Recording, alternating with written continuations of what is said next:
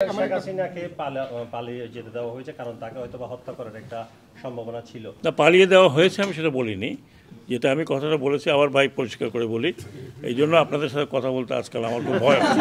হ্যাঁ, আগে আমি খুব ফ্রিলি বলতে পারতাম। হ্যাঁ, কিন্তু এখন একটা কথা বললে এটা হেডলাইন উল্টা বানাবেন।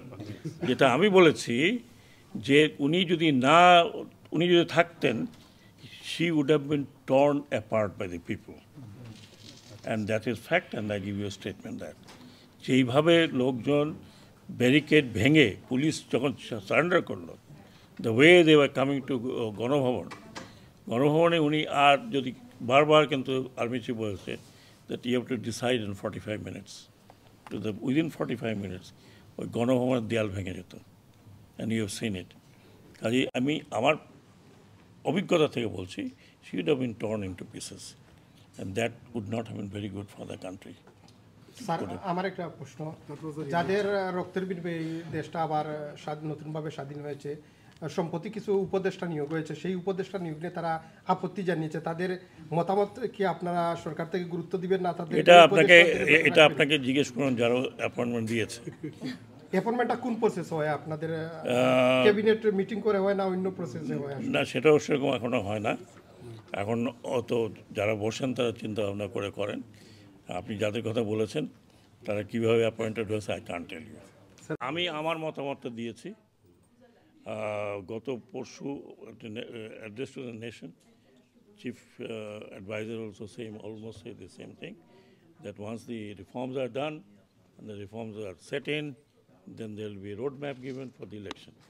আমি আমার মতামতে যেটা বলেছি, যদি রিফর্মগুলো আমরা এন্ড অফ দিস ইয়ার পাই, সেগুলো নিয়ে আলোচনা করতে করতে যদি another 3 months or 6 months, either it will be the mid 2026, earlier could be end of that. That's my own opinion. It's not opinion that I'm giving you of the cabinet, and that's what individually everybody is talking about. So it depends on, এটা নির্ভর করবে রিফর্মগুলো পাওয়ার পরে, যখন road ম্যাপটা দেওয়া হবে যে এই রিফর্মটা কীভাবে ইমপ্লিমেন্ট হবে, পলিটিক্যাল পার্টির সাথে আলোচনা করবে। তারপরে এটা আমাদের এখন যে মেজর পলিটিক্যাল পার্টি আছে তারা কিন্তু মুখে বলছে যে আমরা ইলেকশন কালকে দাও, বাট তারা নিজেরাই বলছে টেক টাইম। কারণ যে কাজগুলো আমরা করতে পারবো সেই কাজগুলো কিন্তু পলিটিক্যাল পার্টি করতে পারবে না দেশ মনে, কিন্তু তাদের অনেকগুলো হ্যান্ডিক্যাপ আছে যেটা করতে পারে না, যেটা আমি আমার ব্যক্তিগত এক্সপিরিয়েন্স থেকে দেখেছি। লাস্ট ইলেকশন কমিশন তারাই বলছে আপনারা করেন, আমরা পারবো না। আমাদের আপনার বক্তব্য বলেছেন বাংলাদেশে 2000-এর অধিক মানুষ নিহত হয়েছে, শেখ হাসিনার ব্যাপারে রেড অ্যালার্ট জারি হয়েছে, শেখ হাসিনাকে ফিরিয়ে আনার ব্যাপারে অন্তর্বর্তী সরকার কতটুকু আন্তরিক, সেটা আমি এই মুহূর্তে বলতে পারবো না। That will be told by law and parliamentary affair adviser.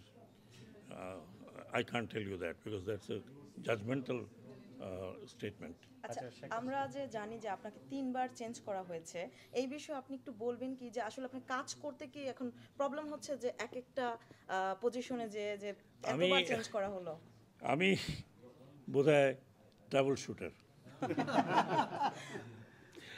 না, আমার তেমন অসুবিধা হচ্ছে না, but I am gaining new experience. আমার তো মেইন যেটা আছে সেটা হচ্ছে shipping ministry, that is still with me and that would remain probably with me. I hope so. বাকি যেখানে হয়তো মনে করে যে কাউকে দিয়ে হচ্ছে না, আমি যেটা